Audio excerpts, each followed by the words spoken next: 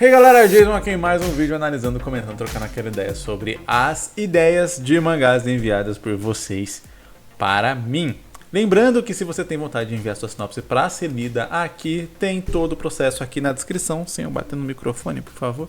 Enfim, tem todo o processo aqui na descrição, tem um vídeo onde eu ensino a montar sua sinopse e enviar ela para eu analisar aqui nesses vídeos.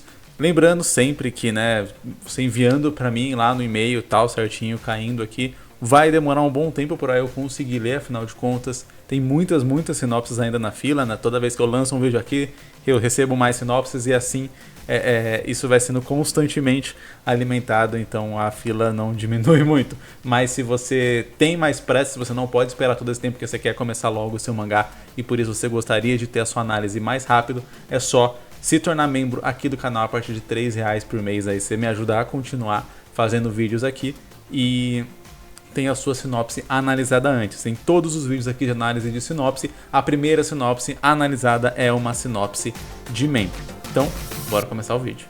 No More God, né? Seria algo tipo não mais Deus. Inclusive aqui é a tradução meio que literal. Fica meio estranho assim essa tradução, né? Mas é o jeito como funcionaria, talvez só desse jeito, né? Se fosse tipo No More Gods no plural, aí seria, né? Sem mais deuses. Aí a tradução em português ficaria um pouco mais bonita. Mas realmente fica não mais Deus. Nesse caso, a versão em inglês fica melhor realmente. Quando o apocalipse aconteceu, alguma coisa fora do normal acontece. O apocalipse já é uma coisa fora do normal. Deus foi morto e todos os seres do céu e inferno tiveram seus poderes reduzidos. E isso deu a chance da humanidade vencer. Mas nem todos queriam aceitar a morte de Deus. E vários grupos surgiram com a ideia de que Deus só precisa de um novo Messias. Então, um grupo foi criado para deter a volta de Deus, pois assim o apocalipse iria recomeçar. A Nietzsche supostamente é o nome desse grupo. Então, através de estudos, alguns humanos foram selecionados para serem infundidos com os poderes de alguns seres que foram abatidos. Acompanhamos a jornada de Lucas, o portador da estrela da manhã, e Luísa, aquela que porta a espada de fogo. Eu vou chutar que a estrela da manhã seja Lúcifer. É que tem um negócio na Bíblia que é um pouco dúbio, né? Você tem a estrela da manhã e a... Como que é o outro? Eu acho que a estrela da manhã era Jesus. E aí Lúcifer também tem um significado parecido com isso. Só que agora fugiu da cabeça qual que era a tradução. Não sei se era a estrela mais brilhante, estrela d'alva, alguma parada assim. Mas tem a ver com estrela também, um esquema assim. Mas, se eu não me engano, estrela da manhã era Jesus. Enfim, de qualquer modo. E espada de fogo, acho que deve ser do arcanjo Miguel. Achei interessante, eu gosto de quando coloca essa mitologia assim na história. Achei legal a ideia de que Deus morreu e tal. E aí, como talvez Deus, né, sendo o criador, sendo o portador de todo o poder e tal, a morte dele afetou todas as outras criaturas. E talvez realmente o poder dele tenha se dissipado. Né? Então você transforma realmente isso em uma espécie de energia e aí, ok, você vai ter realmente vários dissidentes, né, de vertentes diferentes, até uma guerra de religiões, né, onde alguns vão querer ressuscitar Deus, outros vão querer que Deus não ressuscite exatamente porque eles estão melhores assim, né, já que antes teve uma guerra, várias pessoas morreram, foi realmente, o inferno veio para a Terra talvez literalmente, né.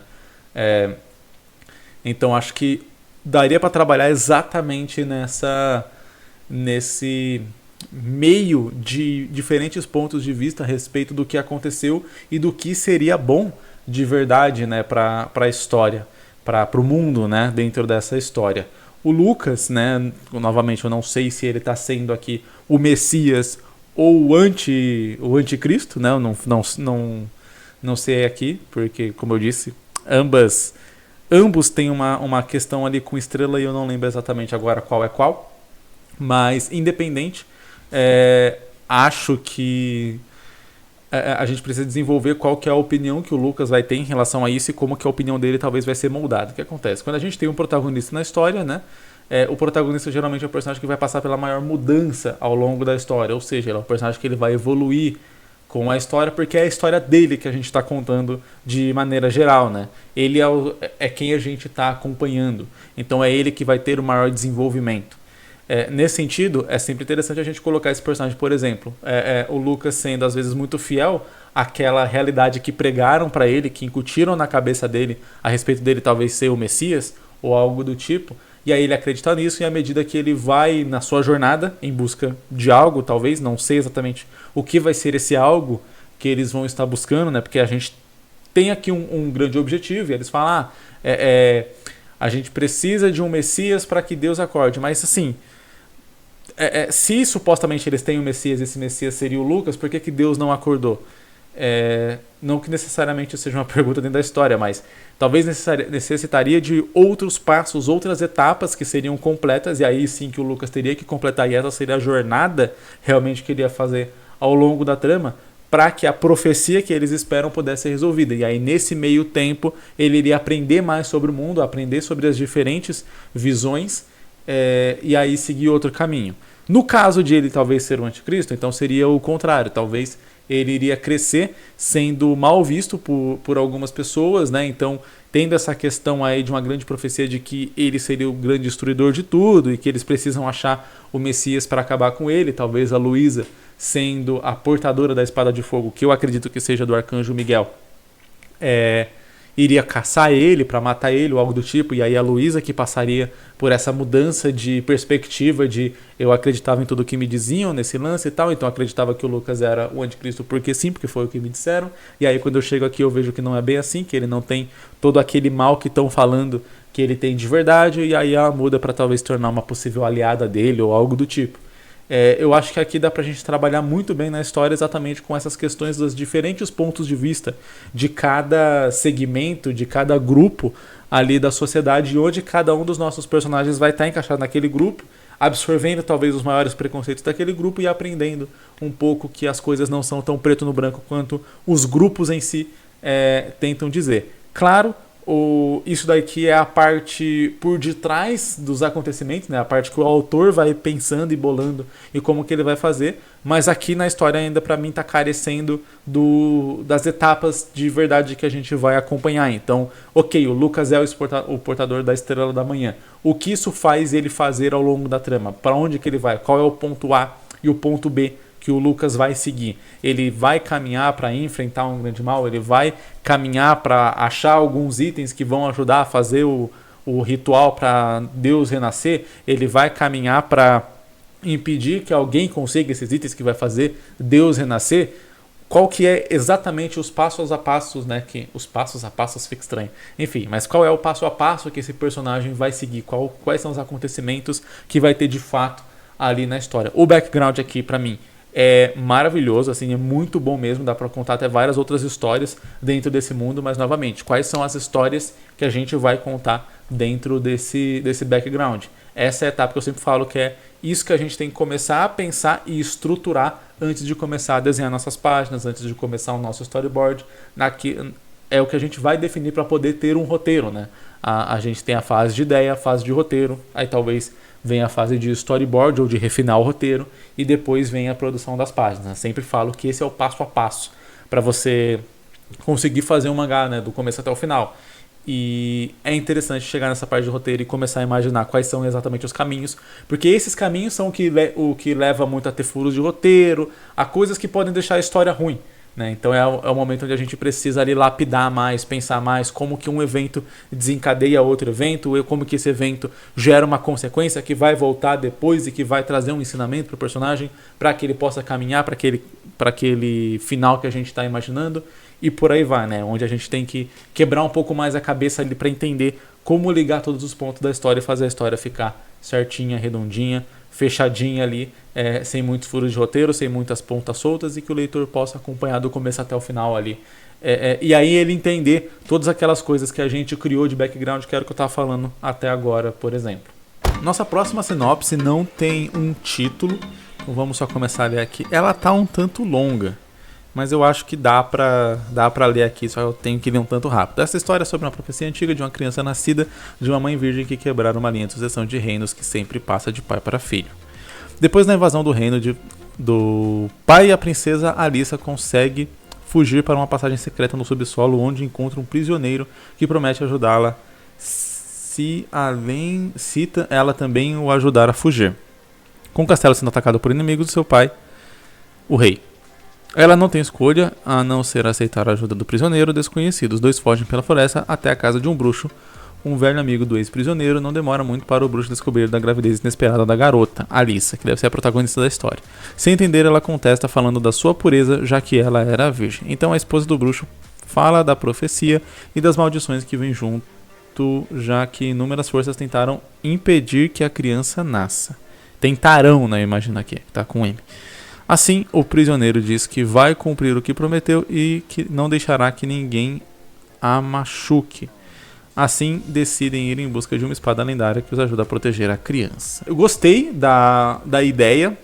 Aqui, né, a gente vai ter uma espécie de jornada ali, onde você tem toda uma questão ali de uma problematização da criança nascendo, dessa profecia e tal. É uma coisa meio parecida ali, talvez, com o primeiro Exterminador do Futuro, né? Onde você tem, tipo, a criança da profecia, a gente não está acompanhando o alvo direto da profecia, mas sim as outras pessoas que estão envolvidas nisso, né? No caso do Exterminador do Futuro 1, a gente não está acompanhando o John Connor. Aliás, a gente mal acompanha o John Connor mesmo, né? Depois, nos filmes mais pra frente, um pouco mais, a gente até acompanha. No 2 a gente acompanha mais ou menos, mas a gente vê mais o foco ali é a Sarah Connor, que é a mãe de John Connor, que está sendo alvo ali para ser morta, para que o John Connor não nasça. Aqui seria algo muito parecido.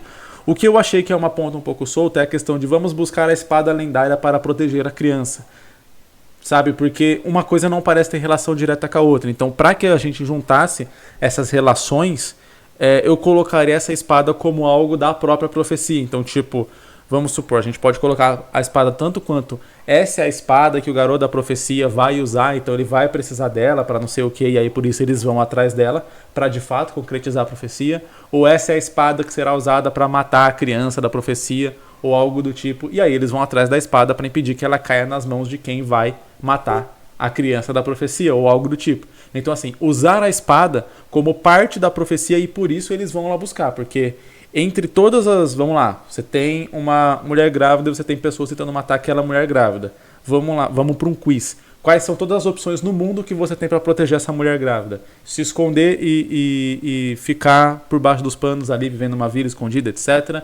Ir para um grande reino, para uma fortaleza e ficar ali. Ou conseguir uma espada mágica para matar todo mundo que vier enfrentar ela. Sabe? Não necessariamente precisaria de tudo isso. Tipo, fica uma jornada muito grande para um objetivo que parece menor. Tipo, parece que você fala assim, eu preciso, eu sempre uso, né? Já virou clássico aqui no canal, usar o exemplo. Eu quero pegar assim essa garrafa de água. Essa garrafa de água tá aqui, tá na cozinha aqui da minha casa, por exemplo. Ao invés de eu levantar e ir até a cozinha pegar a garrafa d'água, eu vou sair de casa, vou chamar um Uber, vou dar a volta na cidade, aí vou descer aqui em casa de novo com esse Uber, vou entrar pela porta da cozinha e aí eu pego a garrafa d'água. Tipo, parece que eu tô fazendo uma volta muito grande, parece não, eu tô fazendo uma volta muito grande, fazendo um esforço muito maior do que o necessário para conseguir atingir aquele objetivo. É que me parece mais ou menos esse caso, né? Não me parece necessário, tipo, eu preciso dessa espada lendária para poder defender a criança.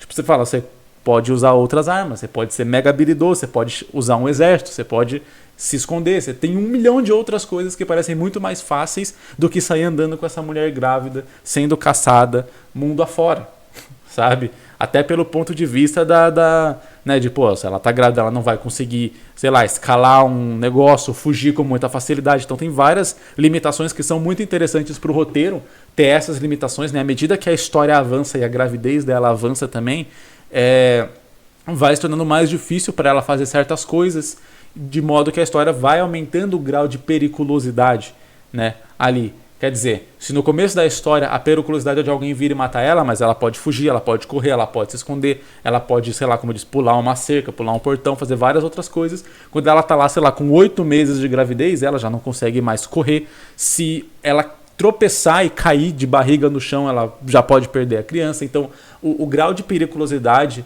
vai aumentando à medida que a história avança, e isso é muito interessante. Porém, novamente, buscar a espada sagrada, para mim, precisa ser um objetivo intrínseco à trama, de modo que ele fala assim, por mais que seja talvez uma ideia estúpida, uma ideia perigosa, a gente sair andando com essa mulher grávida numa jornada perigosa, a gente precisa fazer isso porque é o único jeito de ela ficar viva, é o único jeito de essa criança nascer, enfim, é o único jeito de garantir que realmente tudo vai dar certo.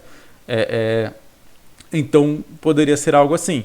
Se a ideia do autor é só colocar uma espada lendária, ele quer ter uma espada lendária, mas não necessariamente a história vai ser em busca dessa espada lendária, você pode pensar que ela né, ela tem ali aquele reino e tal, o reino foi atacado, não sei o que, e ela vai buscar auxílio, asilo ali em outro reino que ela sabe que vai proteger ela e tal, algo do tipo. Então a jornada é ir até esse reino, né, para poder ficar protegido.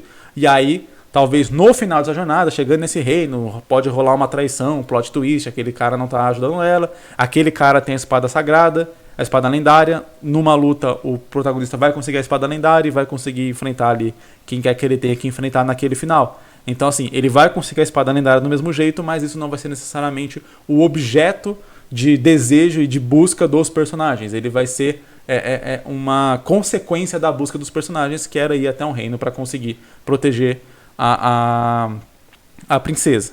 Então esse aqui seria, acho que, o principal ponto que eu alteraria aqui nessa história. Seria essa busca, essa jornada que eles vão fazer, o motivo pelo qual essa jornada tem obrigatoriamente que ser feita, dada outras opções, né? Então é sempre aquilo, quando a gente tem várias opções sobre uma coisa, a gente precisa de motivos para escolher uma daquelas opções. Quando a gente mesmo, nós, seres humanos, a gente cria certas desculpas na nossa cabeça do porquê a gente está fazendo certas coisas.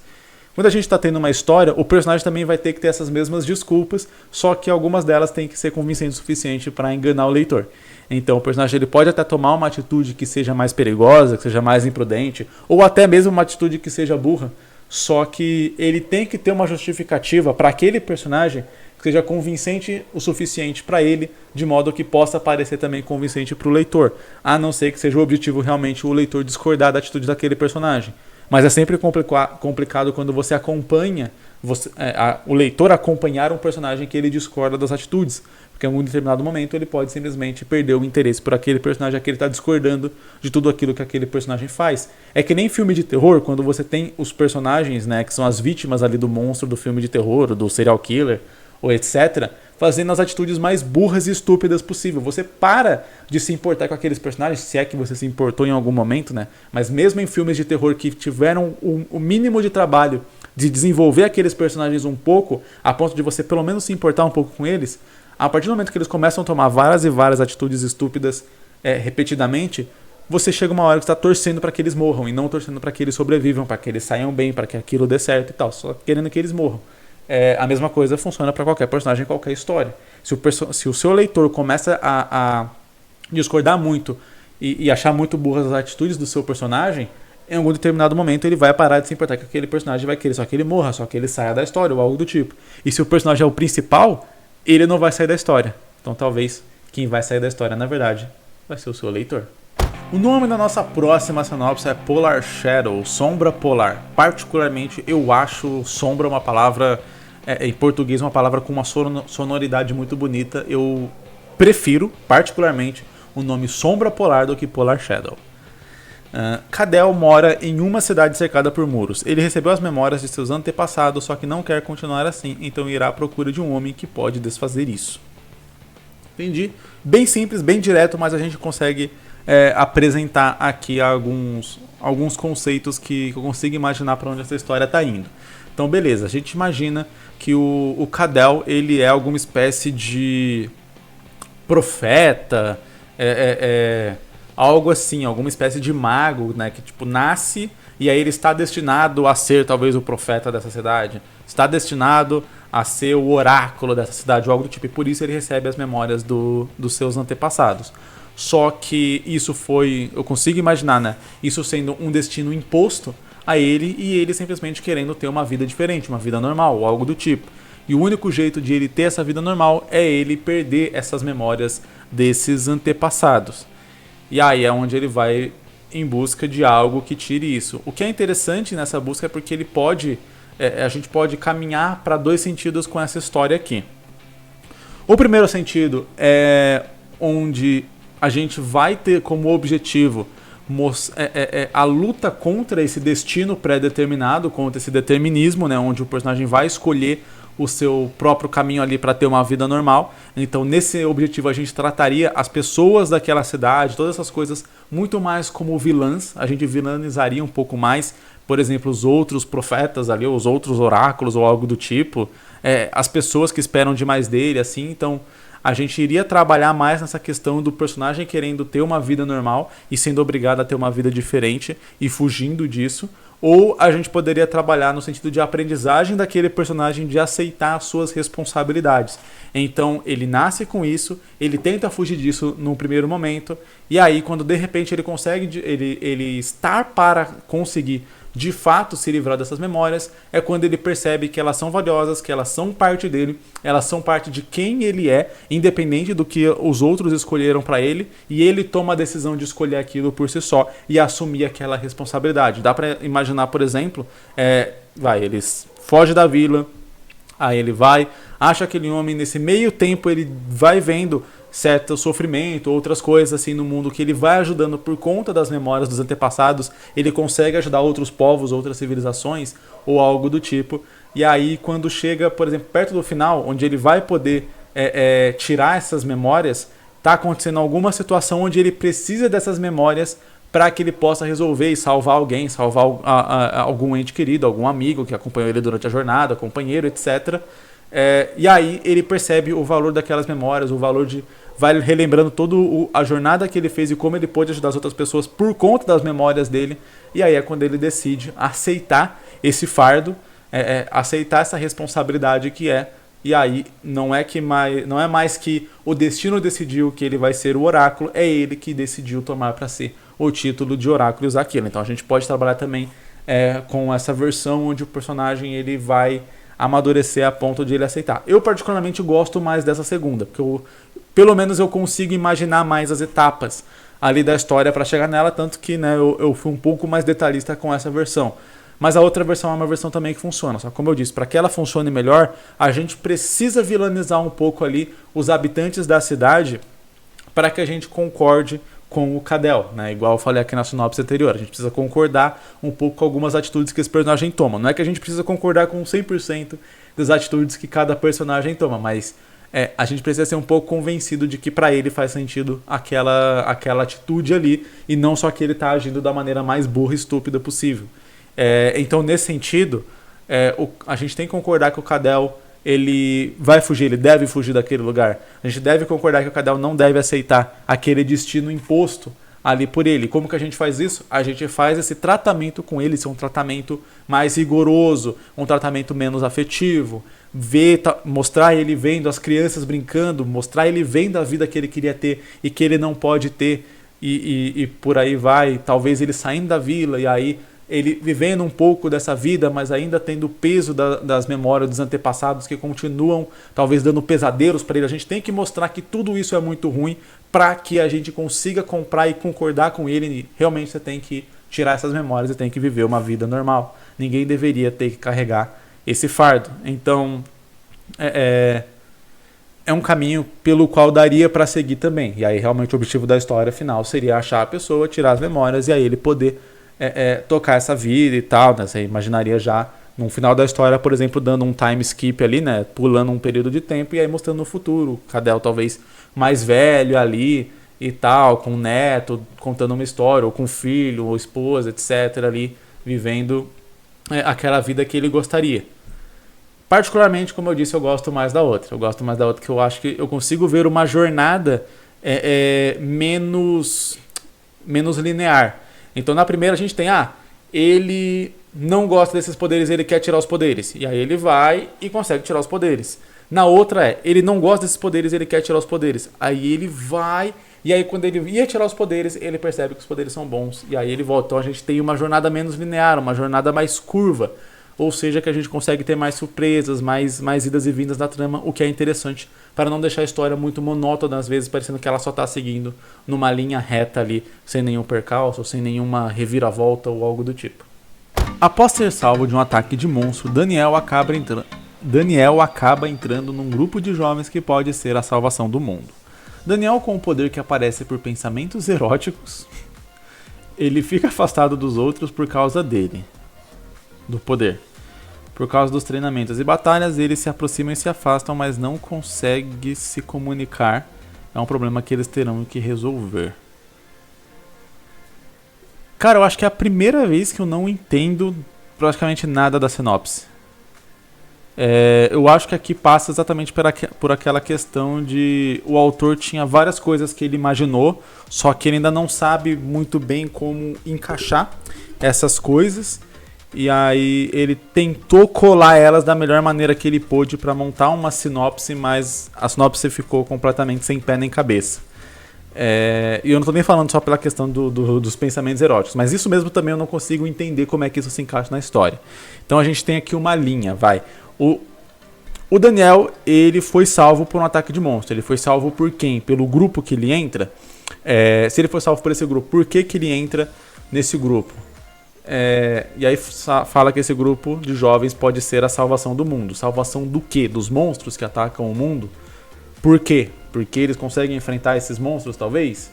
Ou algo do tipo. Repare que eu estou tentando aqui responder as próprias perguntas que eu estou levantando, mas não necessariamente essas perguntas estão respondidas aqui, ou pelo menos estão claras na montagem dessa ideia. E aí é sempre o que eu falo. Quando a gente tem essas ideias, o que a gente precisa fazer é fazer certas perguntas e responder essas perguntas para que a gente possa ali ir montando o nosso quebra-cabeça na nossa história, né? Então, para criar as peças, vamos dizer assim.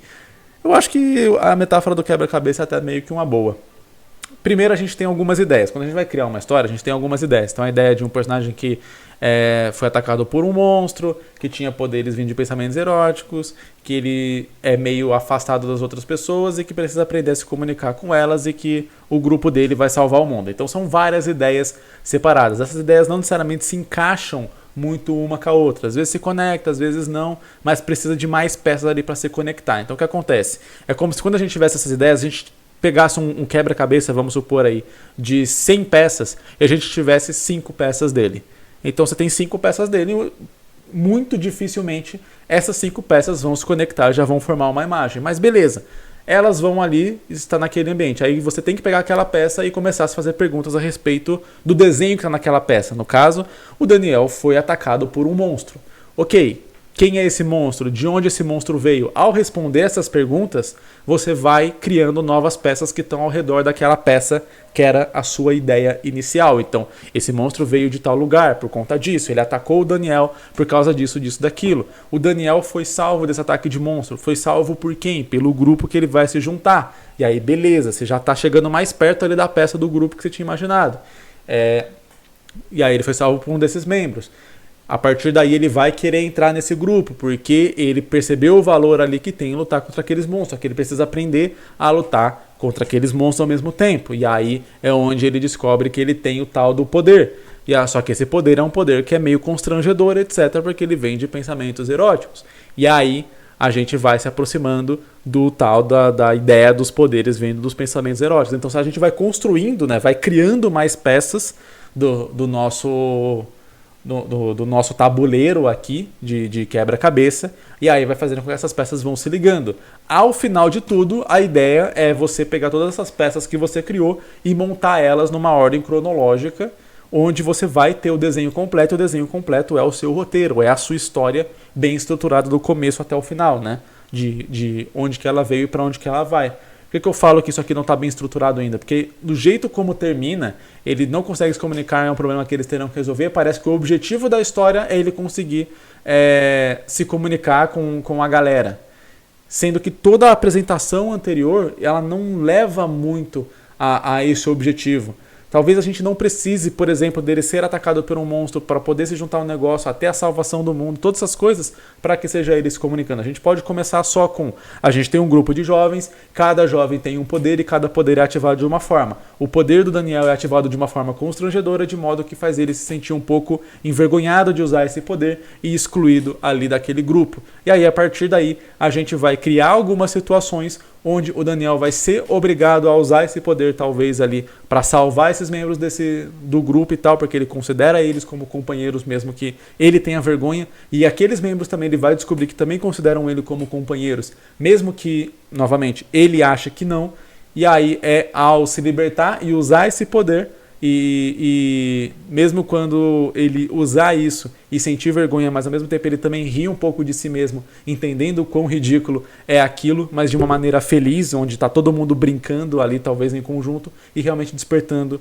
uma amizade entre ele, os companheiros de time dele. Então a gente foca muito mais a história na relação dos personagens.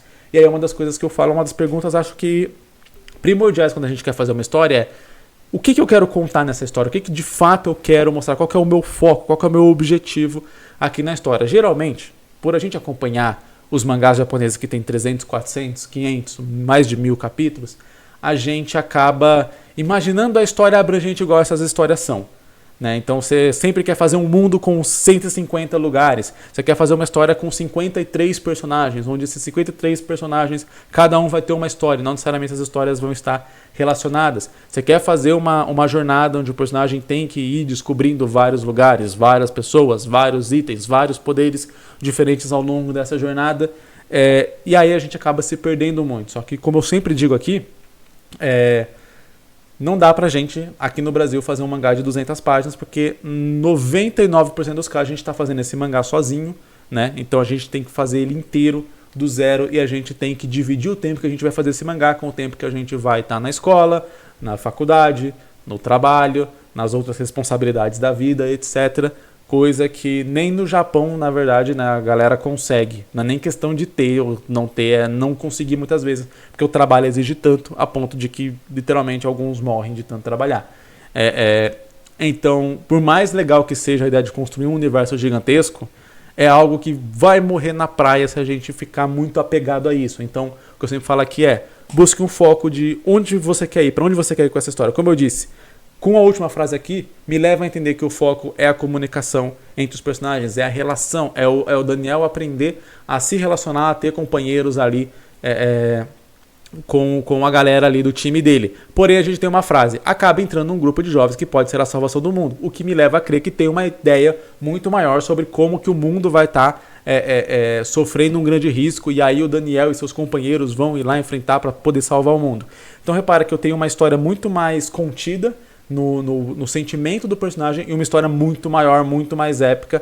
E aqui eu não estou falando maior e mais épico com sentido bom, não. Porque a gente acha que, nossa, essa história é épica e aí pronto, automaticamente ela é boa. Não, não necessariamente. Uma história pode ser épica e época. Pode ser épica e pode ser ruim da mesma forma. A questão é, a gente tem duas histórias aqui. E claro, mesmo quando você vai fazer uma história épica, é importante colocar esses elementos aqui da história menor, né? Independente. Então, não é que fazer uma história intimista aqui sobre o personagem, tendo que lidar com essa questão do poder dele, etc., tire o lance de ter a história épica ali. É como você consegue interligar essas duas coisas. Porque quanto tempo o Daniel vai poder passar ali escondendo o poder dele, do time dele, numa história muito maior e muito mais extensa. Em algum determinado momento vai parar de fazer sentido, vai diminuir a quantidade de situações que você consegue encaixar esse tipo de coisa. Enfim, eu acho que nesse sentido aqui, pro que eu vi aqui na história, dá pra fazer uma história mais curta. Não precisa focar tanto na parte épica dessa história, né? Pode ser épica pro próprio personagem, né? A intensidade da emoção que ele vai sentir, do perigo que ele vai sentir, vai ser épico para ele. Não necessariamente precisa ser algo, uma catástrofe global. É aquele negócio que eu sempre falo aqui, né? Quando o personagem ele é muito, muito bem construído, às vezes tropeçar e cair de cara pro leitor, pros olhos do leitor, é um momento muito mais catártico, muito mais empolgante do que a morte da família inteira, por exemplo. Em uma história onde os personagens não são tão bem construídos assim e bem trabalhados. Então muitas vezes a gente só pensa em coisas fechadas, tipo, destruir o mundo é algo grande, então na minha história o vilão quer destruir o mundo, porque sim. E aí a gente não desenvolve por que ele quer fazer aquilo, da onde que ele tirou aquela ideia, de onde que vem o poder para fazer aquilo, quem são os personagens que vão enfrentar ele, como que esses personagens são desenvolvidos, por que esses personagens querem salvar o mundo e todas aquelas coisas, porque a gente se fecha na caixinha. Se a família morreu, obviamente o personagem quer vingança. A morte da família sempre é algo muito triste. A morte de uma esposa sempre é algo muito triste. A morte de um irmão sempre é algo muito triste. E aí acha que só o fato de aquilo intrinsecamente ser algo triste, ou aquilo intrinsecamente ser algo empolgante, ou ser algo engraçado, basta para conseguir despertar essa emoção no leitor. E esse eu acho que é o principal erro da maioria das histórias ruins. É achar que por uma coisa, ter o senso comum daquilo ser algo específico, como triste, empolgante, feliz, engraçado, coloca aquilo sem desenvolvimento, sem o trabalho ao redor e espera que aquilo cause o mesmo efeito, quando na verdade é o trabalho ao redor que faz certas coisas causarem o efeito necessário. A morte de um personagem por si só não é triste se o leitor não tiver nenhuma conexão com aquele personagem. E não é o fato do personagem o principal da história ter conexão com aquele personagem que morreu que vai fazer o leitor ter essa conexão. Essa conexão precisa ser sentida pelo leitor e não ser só contada para ele. É simples, se eu falar aqui, olha, tem o personagem Luquinhas e o irmão do Luquinhas morreu. Você fica triste? Você não fica triste. Agora, se eu desenvolver toda uma história sobre o irmão do Luquinhas, sobre a relação do Luquinhas com o irmão dele, etc. E aí falar, e aí o Luquinhas perdeu o irmão dele e tal, talvez você comece assim a se emocionar, etc. E claro que eu não vou ter aqui no vídeo todo o tempo para poder fazer um desenvolvimento assim. E é algo difícil, é algo complexo. E é por isso que nem todas as histórias são ótimas e perfeitas, porque nem todo mundo tem a disponibilidade, habilidade e ideia para fazer todo esse desenvolvimento necessário para que a história seja emocionante mesmo com coisas que pareçam pequenas do ponto de vista superficial, digamos assim.